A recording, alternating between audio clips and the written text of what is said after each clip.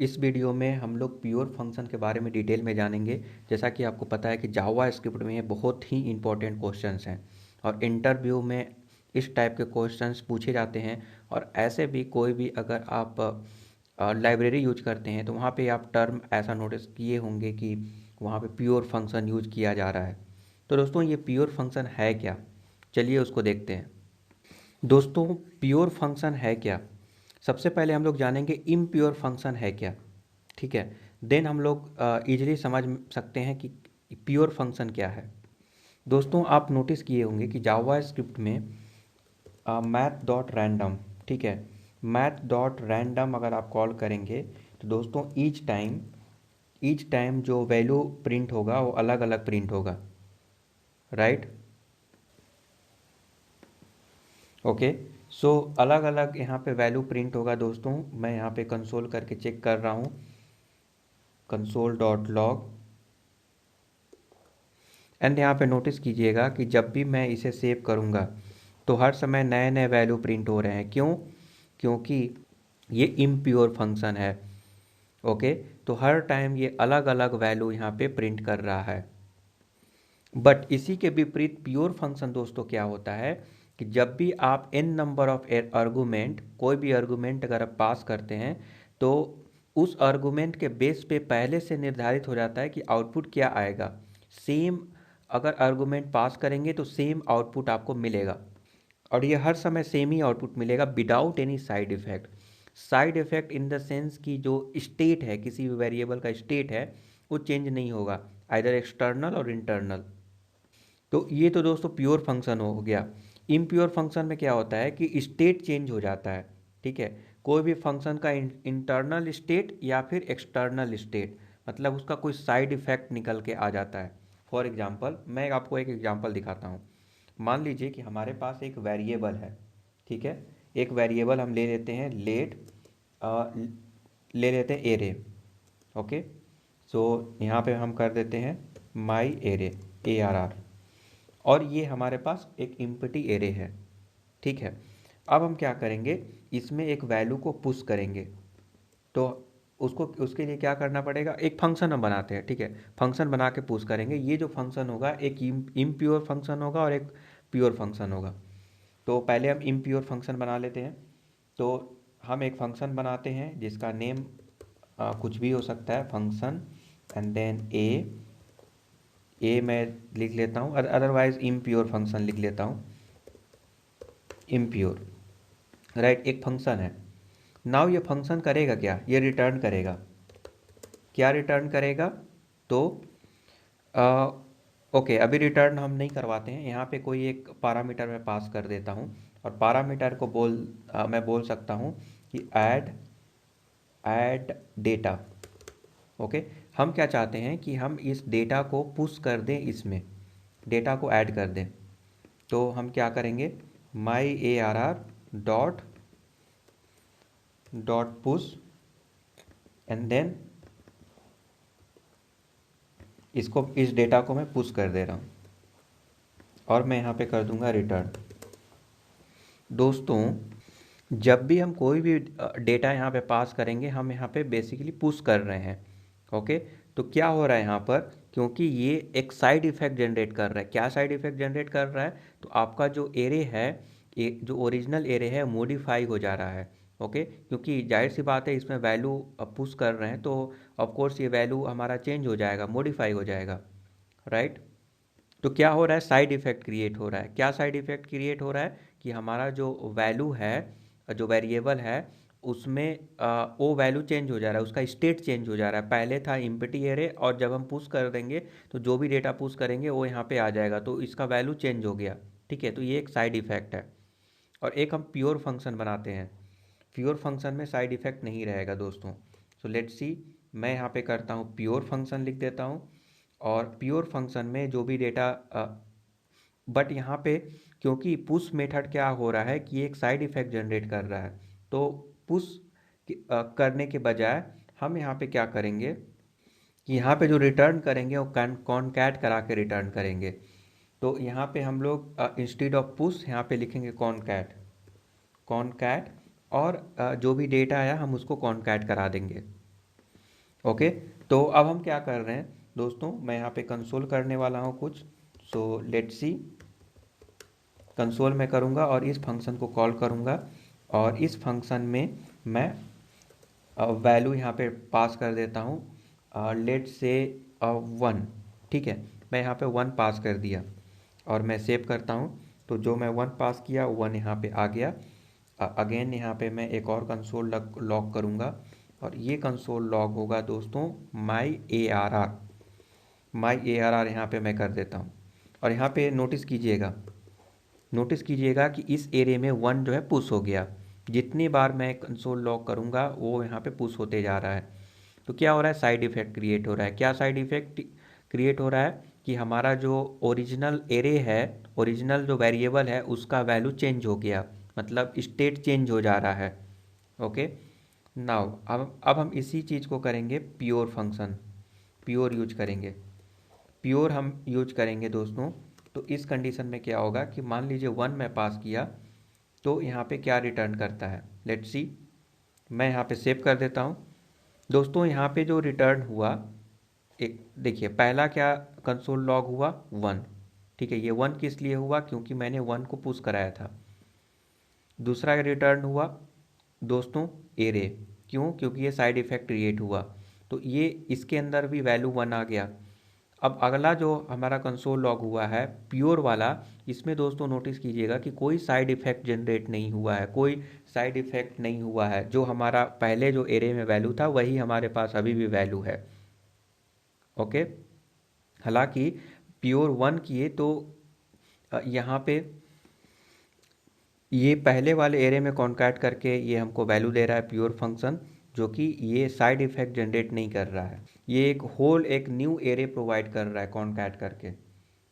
ठीक है, तो without any side effect. Now अगर हम इस चीज़ को मैं अगर हटा दूं, लेट से, ये मे भी आपको थोड़ा कंफ्यूज कर सकता है। नाउ पहले जो डेटा है वहाँ पे 1 तो कॉन्कैट हो चुका है। मैं इसे यहाँ पे ऐसे एरे के फॉर्मेट में प्रोवाइड कर देता हूँ, सो डैट जब मैं मल्टीपल डेटा अगर मैं पास करूँ तो वो यहाँ पर, और मैं भी मैं एरे यहाँ पर ही पास कर सकता हूँ। ठीक है, तो यहाँ पे आप नोटिस कर रहे होंगे कि मैं यहाँ पर पास किया एरे, और ये एरे हमको कॉन्कैट करके, और यहाँ पे कॉन्कैट मतलब पहले कुछ भी नहीं था, एम्प्टी एरे था, तो कॉन्कैट करके हमको इसका आउटपुट दे रहा है। ओके, अब without any side effect. Side effect देखिए, ये माई एरे जो पहले एम्प्टी था अभी भी एम्प्टी शो कर रहा है। तो ये क्या हो गया दोस्तों, ये हो गया प्योर फंक्शन। ये कॉन्कैट के थ्रू हम प्योर फंक्शन अचीव कर पा रहे हैं। इम्प्योर फंक्शन क्या हो रहा है, साइड इफेक्ट क्रिएट हो रहा है। दोस्तों मैं एक और इम्प्योर फंक्शन का एग्जांपल मैं बताता हूँ। ठीक है, तो हम यहाँ पे एक वेरिएबल ले लेते हैं, वेरिएबल वार। वार यहाँ पे, या फिर लेट यूज कर सकते हैं, कोई प्रॉब्लम नहीं है। एक हम लोग फंक्शन ले लेते हैं। ठीक है, फंक्शन क्या है, इनिट। ठीक है, कोई भी फंक्शन, तो मैं इनिट ले लेता हूँ, और इस फंक्शन को मैं कुछ इस प्रकार से लिख सकता हूँ। इस फंक्शन को ऐसे मैं लिख दिया। ठीक है, इस फंक्शन में मैं एक वेरिएबल लूँगा i is equal to, initial value 0 रहेगा, एंड मैं एक रिटर्न करूँगा। ठीक है, ये एक कहीं ना कहीं एक क्लोजर का यही एग्जांपल है। तो मैं यहाँ पे एक फंक्शन लिख देता हूँ। एक एक ये जो क्या करेगा, एक इनर फंक्शन रिटर्न करेगा। फंक्शन के अंदर एक और फंक्शन ये रिटर्न होगा, जो कि आई का वैल्यू हम प्लस प्लस करवा सकते हैं कुछ इस प्रकार से।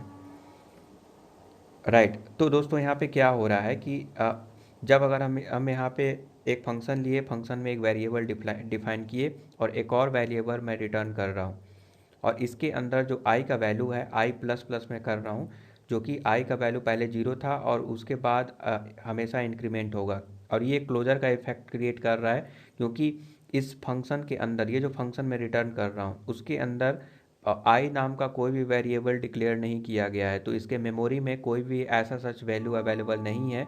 तो ये क्या करेगा, अपने सराउंडिंग स्पेस यानी आउटसाइड से वैल्यू ले रहा है, जो कि आई का वैल्यू 0 है। ओके, ये आई का वैल्यू 0 ले रहा है और उसको उस समय जो भी वैल्यू होगा, इनिशियली तो जीरो ही होगा, उसके वैल्यू को प्लस प्लस करके इंक्रीमेंट कर रहा है।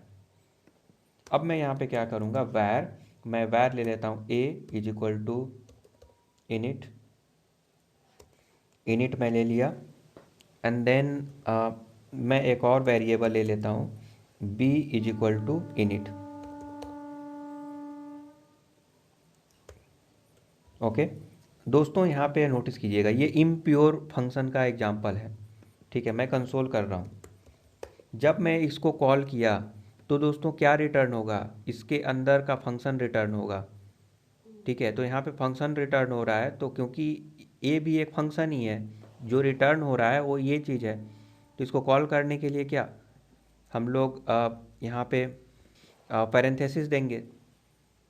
मैं यहाँ पे कंसोल लॉग करके मैं आपको दिखाता हूँ। सबसे पहले मैं ए ऐसे करूँगा तो ये क्या रिटर्न कर रहा है, ए मैं रिटर्न किया तो आई प्लस प्लस यहाँ पे नोटिस कर रहे होंगे, ये यहाँ पे रिटर्न किया, ये अंदर का फंक्शन रिटर्न किया। बट अगर हम कॉल कर देंगे, क्योंकि ये फंक्शन हो गया है एट द एंड, अगर हम कॉल कर देंगे तो दोस्तों आई का वैल्यू यहाँ पे कुछ ना कुछ रिटर्न होगा। तो मैं यहाँ पे रिटर्न लिखना भूल गया था, तो मैं जैसे ही यहाँ पे रिटर्न लिखूँगा, आप यहाँ पे नोटिस कीजिएगा कि आई का वैल्यू जीरो है, क्योंकि ये आई का वैल्यू अपने आउटर स्कोप से ले रहा है, आउटर स्कोप, और वहाँ पे जो रेफरेंस ले रहा है उसका वैल्यू करेंटली जीरो है, इसीलिए जीरो आ गया। नाउ हम लोग इसी कंसोल को एक बार और करते हैं। दोस्तों यहाँ पे नोटिस कीजिएगा कि अब जो हमको वैल्यू मिला 1 मिला।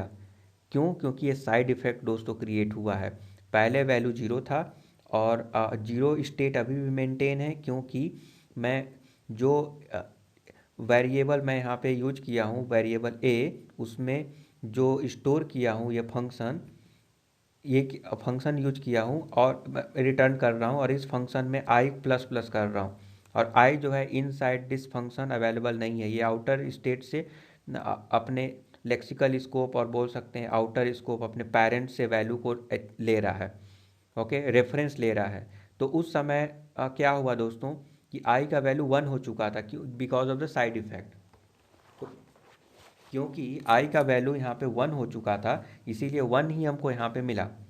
उसके बाद अगर मैं फिर से करूँगा तो क्योंकि आई का वैल्यू अब 1 हो गया है, आई प्लस प्लस होने के बाद अब 2 हो जाएगा। ठीक है, तो इसीलिए जो है यहाँ पे 2 मिल रहा है, आई का वैल्यू 2 मिल रहा है। देन आई का वैल्यू 2, ये वैल्यू जो है अब 3 हो जाएगा नेक्स्ट टाइम। तो इस प्रकार से दोस्तों ये साइड इफ़ेक्ट क्रिएट हो रहा है, इसीलिए जब भी हम कॉल कर रहे हैं तो आई का वैल्यू जीरो ना होकर हमारा आई का वैल्यू हमेशा इंक्रीमेंटेड फॉर्म में मिल रहा है। Why? Because of the impure. इससे क्या हो रहा है, साइड इफेक्ट जनरेट हो रहा है। राइट। अगर हम एक और कंसोल लॉग करें, और इस कंसोल लॉग में दोस्तों मैं आपको दिखाऊं, मैं ए के जगह पे बी करूं, तो बी करूंगा दोस्तों तो यहाँ पे जीरो ही आएगा, क्योंकि बी में जो वैल्यू स्टोर है वो function store, of course semi function store है, मतलब इट मीन्स कि इनिट को ही मैं कॉल किया हूँ, बट जो इसका स्टेट है अभी भी आई इज इक्वल टू जीरो है, क्योंकि एज अ सेपरेट ये वर्क कर रहा है। तो यहाँ पे साइड इफेक्ट ऑफकोर्स यहाँ पर भी साइड इफेक्ट होगा, क्योंकि आई का वैल्यू जीरो था, अब वो एक इंक्रीमेंट हो गया, बट वो चीज़ बी में स्टोर है। आप ऐसे सोच सकते हैं कि जस्ट लाइक अ इंस्टेंस। ओके, ऐसा ही वर्क कर रहा है। तो वो दोस्तों यहाँ पे जो इंक्रीमेंटेड फॉर्म में जो वैल्यू मिला वो इसलिए मिल पाया क्योंकि ये साइड इफेक्ट जनरेट हो रहा है, आई का वैल्यू हमेशा बढ़ते हुए क्रम में यहाँ पे मिल रहा है। ठीक है, इसीलिए यहाँ पे 0 1 2 3 मिला। नाउ इस कंडीशन में क्यों नहीं मिला, क्योंकि बी का वैल्यू, ऑफ कोर्स ये भी एक फंक्शन ही है, बट क्योंकि हमने नया एक इनिट को असाइन कर दिया है, तो उस समय value I is equal to zero ही रहेगा। और ए को मैं मल्टीपल टाइम करूँगा तो ए के लिए जो है स्टेट का, ए के लिए जो रेफरेंस है वो साइड इफेक्ट की वजह से बढ़ रहा है, बट बी के लिए नहीं बढ़ रहा है। बी को एज अ सेपरेट वर्क करेगा, क्योंकि सेपरेट मेथड हम असाइन किए हुए हैं। तो आई होप कि इसमें कन्फ्यूजन नहीं होना चाहिए। तो ये हो गया impure function because of the side effect, इसमें साइड इफेक्ट क्रिएट हो रहा है। दोस्तों किसी भी एप्लीकेशन में साइड इफेक्ट बहुत ही बैड प्रैक्टिस होता है, क्योंकि क्या होगा कि साइड इफेक्ट के वजह से क्योंकि मे बी इंटरनल और एक्सटर्नल, ठीक है, किसी भी वेरिएबल का स्टेट जो है चेंज हो जाता है, तो उसको ट्रैक करना बहुत मुश्किल होगा कि किसके वजह से ये स्टेट चेंज हुआ। तो कोशिश कीजिए कि ये इम्यूटेबिलिटी पैटर्न को फॉलो कीजिए। इम्यूटेबिलिटी पैटर्न दोस्तों क्या होता है कि विदाउट एनी साइड इफेक्ट, मतलब प्योर बनाने का प्रयास कीजिए। फंक्शन कोई भी लिख रहे हैं, प्योर बनाने का प्रयास कीजिए और कोशिश कीजिए कि कोई भी किसी भी प्रकार का साइड इफेक्ट ना हो। उससे बहुत ही कम एरर आएगा और कई सारे अदर एडवांटेज हैं। तो आई होप कि ये समझ में आ गया कि प्योर फंक्शन क्या है और इम्प्योर फंक्शन क्या है। ओके। और अगर फिर भी किसी भी प्रकार का डाउट होता है तो कमेंट करके बताइए। Thank you.